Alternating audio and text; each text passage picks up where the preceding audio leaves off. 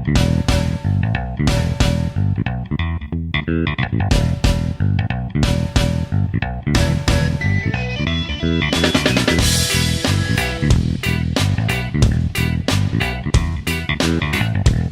hello everybody, and welcome to a brand new episode of the Story to Screen podcast, the movie podcast where we review all different kinds of movies, new and old. I'm your host, Chris, and today joining me from the Godzilla episode is Ian Moffat. Hey Ian, how's it going? It's going pretty good, man. How are you doing? I'm doing quite well. I'm just trying to cope with this weather that we're having incoming lately. It's not that great in Kennesaw either. Has it been raining a lot in your area? Yeah, it's that random stuff too. It's like, oh look, bright blue sky. Oh, it's pouring.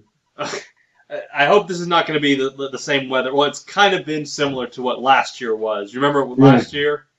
It's constantly raining. All that stuff. Good old Georgia weather. Anyway, I just wanted to extend a huge apology to my audience. Sorry, everybody. We tried to get our interview with Steve Glosson didn't work out. He had to back out at the last moment because he had his huge podcast marathon, 12-hour marathon that he was going to be hosting to raise up some money, I think, for a special cause. I don't remember what it was again, but we're still trying to get him onto the show, and we'll try to get that straightened out as soon as possible. Also, just a reminder, just please check us out on Facebook and on iTunes as well. Just leave us a review on iTunes, and just constructive, positive, negative. We welcome any feedback of any kind, So just do that for us, please, and just spread the word about our podcast. We still want to try to reach a big demographic, or a pretty sizable demographic as well in terms of movie listening podcasts. But anyway, Ian, why don't you, as a regular guest, and unfortunately we didn't do it the last time because we just jumped straight into Godzilla. We were just really eager to go at it last time. Yeah, and it was a fun episode. It was yeah. I'm gonna go ahead and give the floor to you, and just go ahead and explain what you do and for a living. All right, I appreciate it. So I am a general videographer. I started my own company, I guess, about 4 years ago now, just with an emphasis on quality professional video services. I've done everything from commercials to promos to highlight reels. You name it, I've probably shot something like it. And the next step for me is getting into small film and hopefully eventually 5-10 years down the road, feature films. It's kind of the ultimate goal of mine, but right now, just trying to get as much work as I can. Last few years I've done work with Coca-Cola. I even got to work on the set of America's Most Wanted one time. That was pretty cool. Yeah. So I love video stuff. I love watching films. I love dissecting films. I try not to be that annoying guy in the movie theater going, oh, did you see that? Did you see that? That was awesome. That was the greatest cut ever. But still, I just love a good film, and I try to enjoy it, but it's also fun to kind of pick it apart. Was there a specific film that may have gotten you into the videography, or was there something specific that inspired you? It's hard to say. I guess probably the biggest one would be Mel Gibson's Braveheart. Really? Wow. Yeah. Just watching the way he directed and starred in that, and I think produced it as well. It was just kind of like, wow, okay, that's pretty cool.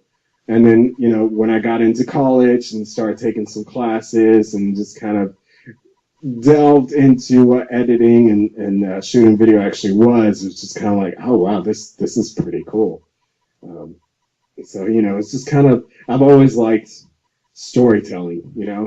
I think I read The Hobbit and the Lord of the Rings books like a million times, and so growing up, that was just, I love stories, I love storytelling. So getting to movies, it's just a huge form of storytelling. And so I love that aspect of it. So I think that's really what pulled me into it more than anything else. So what kind of genres intrigue you, or what kind of genres do you wish to explore as a filmmaker? Like, what are the genres that really intrigue you the most? Well, I, I think comedy is one that is a very particular thing that I've always thought would probably not be a great avenue for me to step into. Um, Comedy is it, tough. it is tough. Like it takes a very particular type of person. I've kind of dabbled in it a bit, and then quickly realized that that was not for me. But I guess the main two I'd really like to explore is kind of the dramatic and maybe a little bit of the action genres. I like a good, powerful, emotional story. Not like The Notebook, but like just something a real story with real people in real life. Mm. Like Schindler's So List, maybe that type of thing. yeah, I'll try not to get that that in depth because that's pretty intense. But well, for instance, a short script I'm working on right now that's actually pretty close to being done is a story about an older couple and the wife is dying and just kind of how they look back on their life leading up to her death. And it's a pretty intense story. And I usually try to keep it a little bit more lighthearted than that. But I'm trying to go for a big range, but It's okay. I mean, sometimes exploring the human, depression and that type of thing. That's where the great drama can kind of come out of, if you think about it. But anyway, well, thank you for that, Ian. So anyway, today's movie review, in anticipation of the brand new Planet of the Apes movie, Dawn of the Planet of the Apes, we decided that we would review the very first one from 2011, Rise of the Planet of the Apes. And man, that is a huge title right there. That's a mouthful.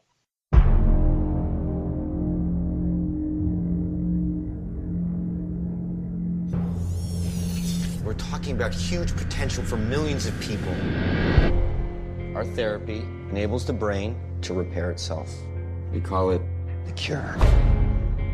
I want you to start testing on chimps ASAP. We test one subject. I want to make sure it's stable.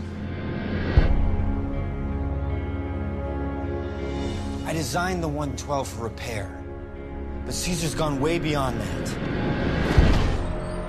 You mean increased intelligence? With skills that far exceed that of a human counterpart. Is this wrong, Will? It works. And what about Caesar? Where does he fit in? That chimp's company property. He hasn't spent any time with other chimps. They're not people, Are you trying to control things that are not meant to be controlled?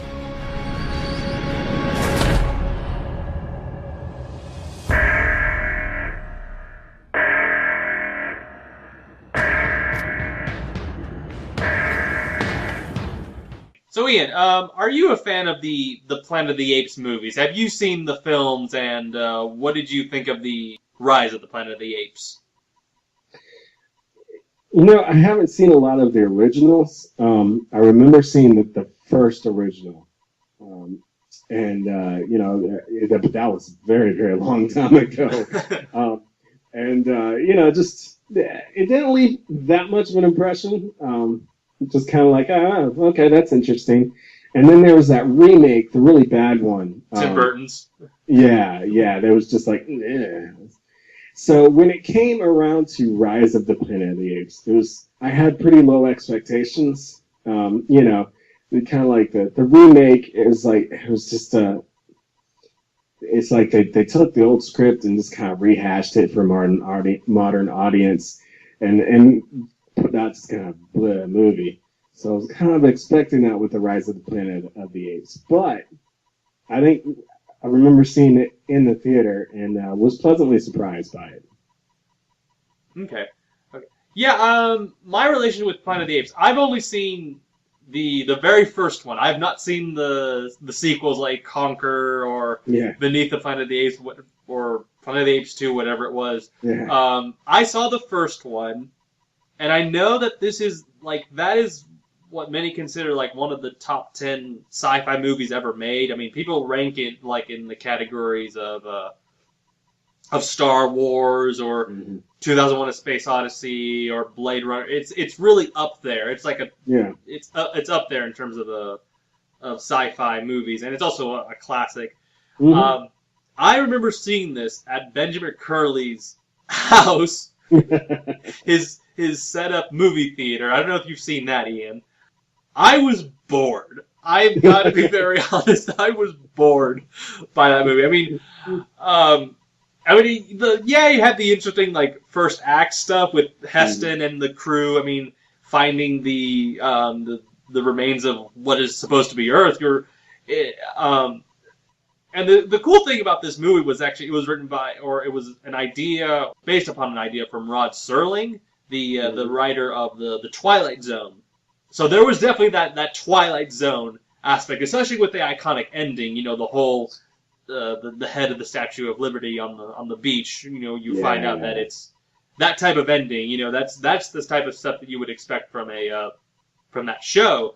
But yeah, I was not a huge fan of the original movie. I actually fell asleep in the middle act because it honestly, I hate to say this, it felt like to me it was an unproduced episode of because just the world and the environment, it looked so. I'm sure it was expensive at the time, but it just looked cheap. It looked like something you would see an unproduced episode of the original Star Trek series. No, yeah, absolutely. I think I kind of had the same impression. It's just like, okay, this is nice. And I think, it was great that Charlton Heston was a part of it. But I think they took the very esoteric, like, almost, what's the word I'm looking for? Not surreal, but just kind of this really philosophical take on kind of since it came out in 1968, it was a commentary on what was happening during that time, like, civil rights and all that stuff. Vietnam. So, while it is a classic film, obviously, it's just... It hasn't held up for us specifically. Yeah. It doesn't carry over for modern times very well. Yeah. I mean, I might have to revisit it sometime just to maybe appreciate it a little bit more. So when it finally came to Rise of the Planet of the Apes, I had no interest in that movie. Like, I had very little interest. And what was it again? Like, even when they showed the trailer, I was still not impressed. And actually even prior to the trailer, or prior to seeing anything at all, I thought that maybe it was going to be a remake of the original movie. And it was going to have James Franco in the Heston role, and I was like, Franco in the Heston role? No way! Even though I was like, that's in my mind, like, that's sacrilegious. Even though I didn't even like the original movie, it was a weird mentality. But no, I actually saw it like a week or two after it came out.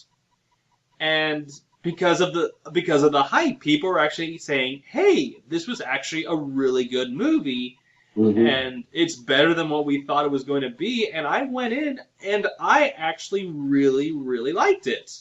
I didn't love it, but I really, really liked it. I actually felt like it was one of those a blockbuster with a lot of heart to it, and that was the thing I loved about it, was its heart.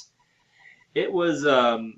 And I think the thing that really worked for it was its character relationships. It had so much heart in that particular field of the character relationships.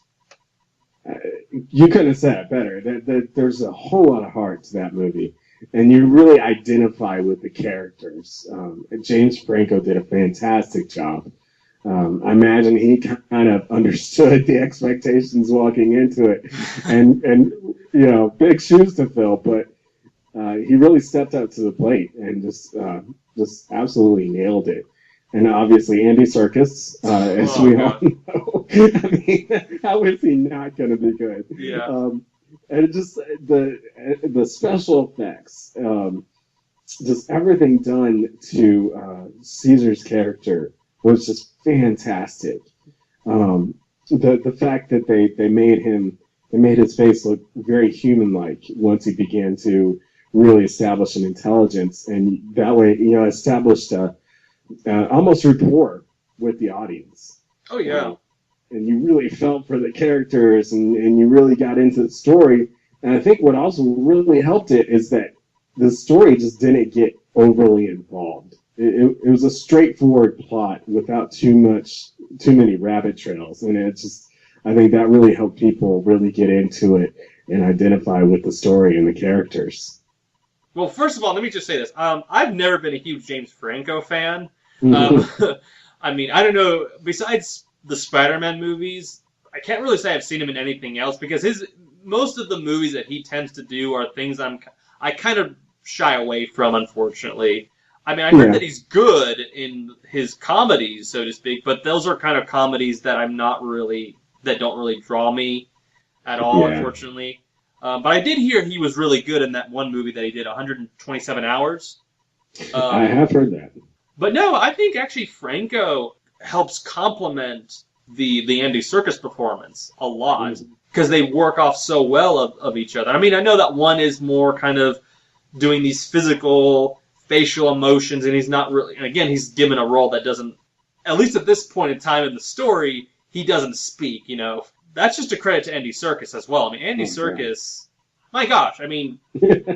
He's amazing. I mean, he's had experience... He did have an experience playing an ape before, a 25-foot ape in King Kong, so this kind of prepared him for that. But because he was in James Franco's care for so many years... you did see that human side to the character, to the ape. You could see that it was how much Franco domesticated him, so to speak, and raised him basically as his friend, as like an equal. He was like, I'm treating you with warmth and respect and with love, and you see that, but then Caesar begins to kind of, as he gets older, he begins to realize who he really is due to certain circumstances, horrible circumstances, that's what kind of pushes him towards the edge of him finally embracing his ape-like heritage, And I think Andy Serkis in that arc, which I kind of think it's a little bit of the arc is kind of a Spartacus type of an arc where he's kind of finally embracing what he really is, the ape, but also with that element of those human emotions still there, but finally really embracing, the Caesar that we know him to be. Yeah, I like that. The Spartacus analogy is dead on, because it's definitely, you see him as he's put into the care of that guy who tries to pass himself off as a real caring animal person. Turns out he isn't. Like, when he establishes himself as the alpha male with the other apes, that's when you see him really start to fall into that role of the leader, like you said, it's a Spartacus thing.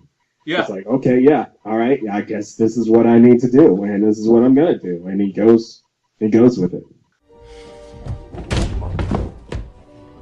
Caesar, it's gonna be okay. Everything's gonna be okay. You're gonna stay here now. No. We're not going home right now. In our experience, the longer you drag out the goodbyes, the harder it is. In a weird way, this is a movie that it's almost like kind of like Frankenstein. Man is dabbling in the world of science. He's playing God in a very dangerous way because, at least in terms of that first step towards taking over the world, this is their first step. So basically, in the movie, James Franco plays a doctor on the verge of discovering a cure for Alzheimer's. So they used chimps, apes, and monkeys and all that stuff for the experiments. But as the movie progresses, after an accident in the labs, they find Caesar as a baby. So he takes the baby home, and then with his father, well, actually, the gene genetically passed on from the mother to Caesar as a baby. But then later on, Franco uses that cure on his father, and it temporarily this is the weird thing, the time span of this movie. It's like it takes place like in an 8-year time span, which is kind of weird. I'll bring up something about that. But so the cure does temporarily work. It's just that eventually for genetic reasons and other reasons that I don't want to get into because I'm not a science nerd. So eventually the Alzheimer's does kick back in, and then that's what kind of escalates. Caesar goes into an animal shelter where he has to be isolated from Franco and John Lithgow. But anyway, yeah, this plot is very much like a Frankenstein type of a film, and almost in a weird way, it's kind of like Jurassic Park as well, except towards the end, so to speak. No, that's very true. Now, one of the interesting things about this movie that it doesn't really dabble into is evolution. Because I think in the previous movies, or in that first one, I can't remember because I fell asleep. They do kind of play with this whole evolution. Man evolved from the apes, or man came from the apes and all that stuff. The Big Bang Theory.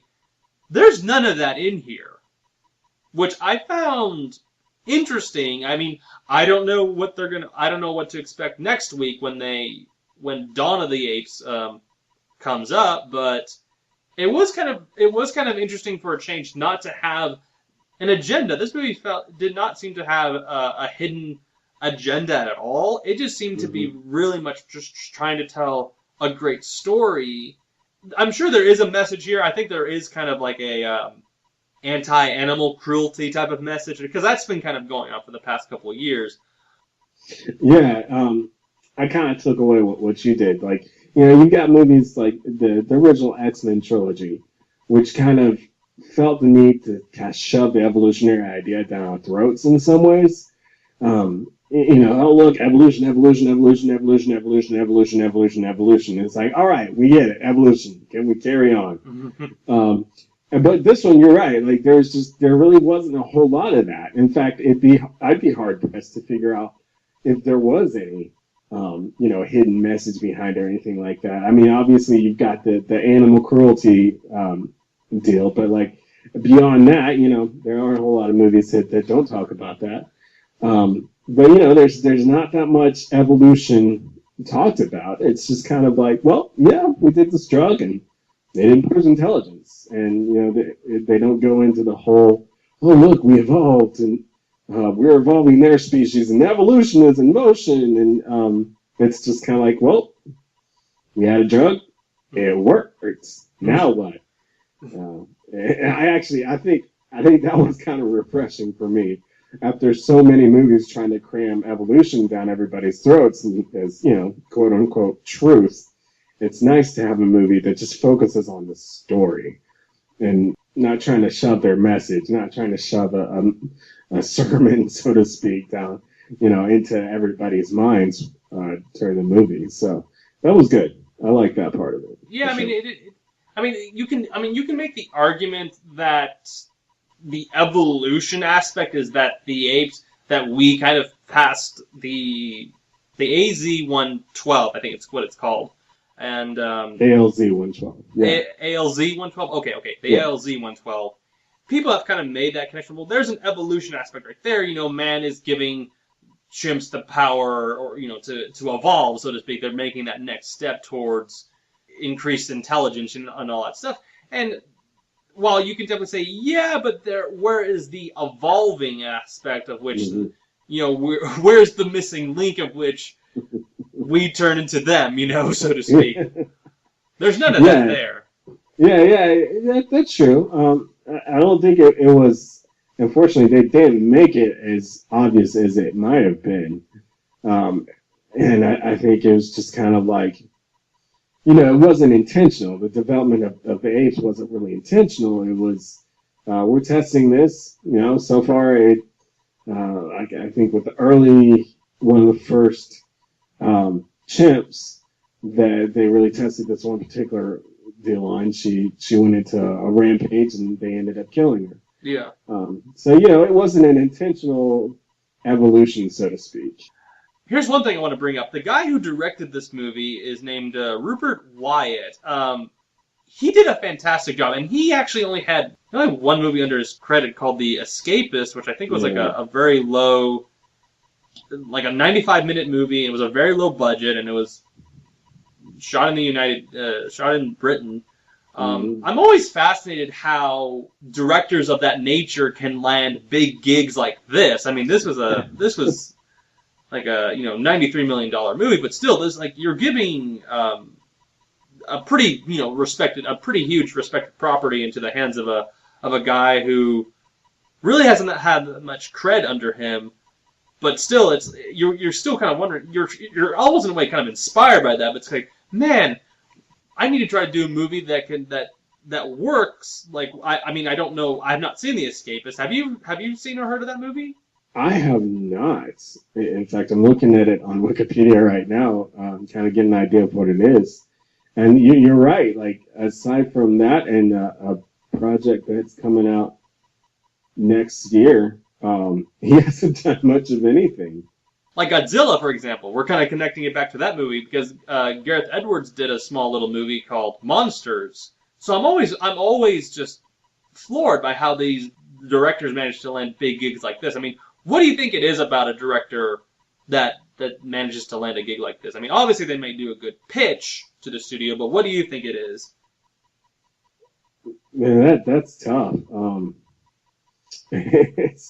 I don't know. I mean, maybe he knew the right people, and just managed to sneak his way in, or somebody saw his film and thought, man, he'd be good for Rise of the Planet of the Apes, and it's hard to tell. Like, I mean, you look at Peter Jackson. He was a horror director, B-list horror movie director. Yeah, and all of a sudden he's directing Lord of the Rings, which made billions. I mean, yeah, that movie put him on the map. Yeah, and it's funny.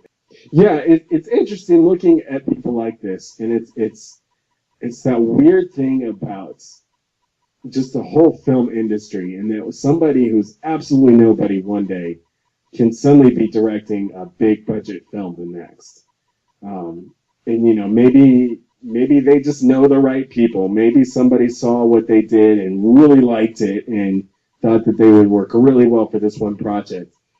I'm kind of sad that he won't be directing the sequel. The guy that they got because they got what's his name again, Matt Reeves, the director of Cloverfield, which I think he's going to do a really good job.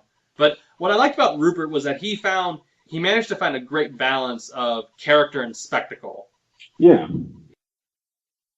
I wish Benjamin was here because I would love to have asked him like how much of this movie do they hint in the other movies, if they hint like at a rise or a revolution. Yeah. Because do you recall them mentioning anything in the original Planet of the Apes movie? Well, since I guess these kind of function as the prequels to the original in many ways. Yeah. I feel like the originals, like I think the only one that these are at all similar to, from what I've read, is Conquest of the Planet of the Apes. But that's kind of a reverse. If I remember what I read right, it's kind of a reverse of Rise of the Planet. Yeah, I think I've heard something about that as well. Kind of weird. And that's been something else they've been saying. Like they've been saying like this is a reboot or a prequel. They haven't really kind of haven't really set the record straight as to what this is actually going to be. You know what I mean? Like, because some have said like, oh, this is a reboot. We're doing something different, or this is going to be in line with what that movie or what those movies are, or the original movie. Let's talk about the climax. I mean, one of the things that really stands out of this movie is the big action set piece at the end. Like, yeah, this is a solid action scene. I mean, them going through San Francisco, which is a very typical place where all this action stuff occurs. It is fantastic. I mean, they charge into that laboratory, the Golden Gate Bridge sequence. Yes. That is a fantastic scene. Yes. I loved it when they're in the streets in San Francisco and they're the two big apes and they throw the poles and the spears and all that stuff and one throws a sewer metal lead or something like that. I can't remember what they call that into the car. That reminded me of Superman 2 right there, where Ursa throws Superman and throws it against his chest. I don't know, that was a weird moment. Like, is that a little homage to Superman 2? Rupert Wyatt, do you like Superman 2? Anyway, what did you think of that whole big action set piece? I thought it was super cool. It is kind of a homage to old school action scenes, and that it's more of a battle, than like just an all out duke it out fight. You've got the horses and the charge and the innocent civilians looking on, and it was pretty epic. I mean, I remember thinking in the movie theater, like, whoa, this is pretty cool. Yeah. This is intense. This is the way a battle scene should be. Some cops must have been killed during that fight, because I can't imagine... those apes were pretty mad. I mean, there was that one scene where the big gorilla actually goes up against the horse, and he just grabs him, throws him to the floor, but then Caesar stops him, and then all he does is just grabs him by the neck, and he's just like, Rah! Yeah. Oh my gosh, that was intense. Oh, but the best moment was when actually, after all the action is done, and they, the owner of the company, Mr. Jacobs, he's in the helicopter. It's on the edge, and then not Caesar, because I liked what they were trying to get through that scene right there, because I think as much as he's an ape, he is not going to get his hands dirty, or he is not going to become that animal that his other brothers are, maybe. Or, I don't know, I don't know how that scene kind of communicates, but, I mean, he does kill at that moment, but he doesn't, it's not by his hands, it's by the other apes. Do you kind of find that scene interesting because it's trying to point out that I'm not going to fully embracing his animalistic side? Yeah, I think that's part of it. It is kind of I feel like there was part of the whole, I don't really want to dirty my hands with this kind of deal. It was more of a, it was almost a personal vendetta against Jacobs for the lifelong animal testing thing. And, now that I think about it, that was probably the point at which the movie, still kind of subtly, but still kind of had that whole, hey, animal cruelty message thing. But yeah, you're right. I think it was kind of Caesar letting him have his revenge in a manner of speaking, and not wanting to dirty his hands. Yeah, exactly. Because he owes so much to James Franco, and I think that's what the ending really, really communicates right there. Yeah. And I'm kind of looking forward to what the sequel has in store, because I'm kind of curious to see those human emotions. Are they going to continue to play with those, like how much of Will's guidance and tutelage and very much the father figure that he provided for him. How much is that going to play in the second one? Are we going to see kind of continue to see that little arc where he kind of dabbles between, embracing, his animalistic side, or still maintaining what his friend taught him. I'm kind of looking forward to that. I'm warning you.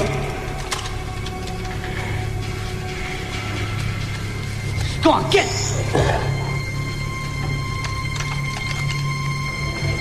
That's it. See? That's what you get. Now get back. What's wrong with you?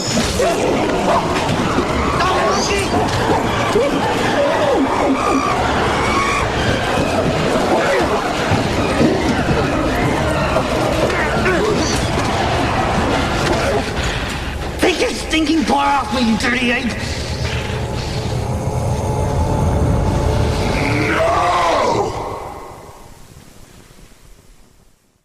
I know we didn't go into a lot more deeper aspects of this movie, but we're trying to keep these episodes as short as possible. But it's a great movie. I highly recommend it, and it's actually decent for a change. Yeah. Well, here's another thing too. It's not like your typical dumb blockbuster like Transformers. I'd second that. But yeah, this is a great blockbuster movie. I think this is just it has so much heart to it. I mean, I will say that there's like only 1-2 little bits of profanity. Yeah. This is a really decent movie. I mean, like I would probably put this on the level of like Tron Legacy, which is a movie I like. You know, it's that type of decent blockbuster that I could recommend for any. Well, I mean, with some exception, because there is some violent moments in this movie and some scary moments as well with the apes. But yeah, they great movie. Just love the CGI creations that they made with the apes. They were fantastic. I mean, oh yeah. But I really like this movie. I give it a strong recommend, and looking forward to what happens next week with Dawn of the Planet of the Apes. Looking forward to seeing the adventures of this world. So absolutely. Yeah, I second that. I think, maybe not a good full family film because of the violence and the sparse language, but yeah, good movie, good film. Highly recommend. Okay, there you go. So anyway, thank you, ladies and gentlemen, for joining us tonight. I know we didn't get into a whole lot, but we're just trying to keep things kind of short, as I just said a little earlier. But yeah, next week is Dawn of the Planet of the Apes. I was kind of said that Benjamin was supposed to join us, so if he comes on next week, we're gonna have to pound it into him big time. But I agree. I know. So we're gonna go ahead and wrap it up. I am your host, Chris, and I'm Ian Mappett. And thank you, ladies and gentlemen, for joining us tonight. And we'll catch you next week.